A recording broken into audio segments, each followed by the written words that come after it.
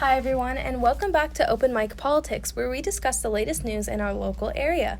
My name is Mariah Prasad, and today we are here to talk about Henderson Middle School and how many cuts were made in school funding despite the cost spent on standardized testing.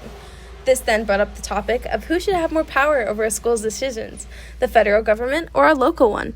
Who should control what is put into standardized testing? Should less funding go into these tests and more into school programs? Today, I have brought in two very special guests to talk more about this. Hi, my name is Alexandra Faustino. I work for the state in funding and regulating schools locally. And I am Laura Gibson. I work for the U.S. Department of Education. I help decide programs implemented into a school's curriculum. I also regulate state testing and work with those who collect money for school trust funds. Okay, so while funding for certain school programs has been decreasing, many are concerned if taking funds from standardized testing would fix this. Laura, what do you think about that? Do you think this is a decision up to the state? The issue with states making decisions for school is that oftentimes they are seeing the picture from too close up. What I mean by this is the judgment of state officials can become clouded and they may not see the bigger picture. By approaching problems from afar as the federal government, one may have a better understanding of all the aspects of a problem coming into play. Okay, so let's move on to specifics. Alex, I understand that you work for the state, so you also understand that as of currently, the federal government requires states to participate in standardized testing.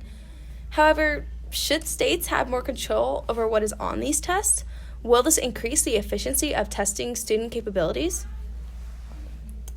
Well, I'm going to answer this question while also touching on what Laura said. When schools are met with this issue, they go to the school board or principals. When it is a larger issue, they come to the state, and what we do is what we make sure to try to weigh in all of our options. Yes, perhaps at times we do not see the bigger picture, but I think that viewing one state school from the distance of the federal government is seeing too big a picture. Article 1, Section 2 grants each state at least one representative. These representatives are here for a reason, so why not give them a job of surveying schools' district success? State representatives collect data of student success on these tests, and then this data is collected for all the states. This allows for these tests to be objective as they are a judgment of the rigor of the curriculum. Yes, when dealing with an issue, for example, at a middle school is becoming more personal than when someone, a part of a bigger government, is finding a solution. It is difficult as they might be unaware of the more distant characteristics of a student of particular state. Very interesting. Okay, so let's move on to our next topic. So, Laura, a state may produce funding for standardized tests that at many times do not actually test a student's progress. As someone who works for the federal government, maybe there's some more insight on your end. Would it lift a burden off of federal powers if states created requirements for standardized testing? I wouldn't necessarily say that it's a burden, but rather something that is done in a general way to create fair standardized tests so that no state is favored over another. Of course, but on the other hand, we have standardized testing including materials that some students may not struggle on. Taking these tests for them does not spawn any challenges, nor does it set the boundaries of what students can or cannot do. The 14th Amendment states that no child will be denied attendance to public schooling.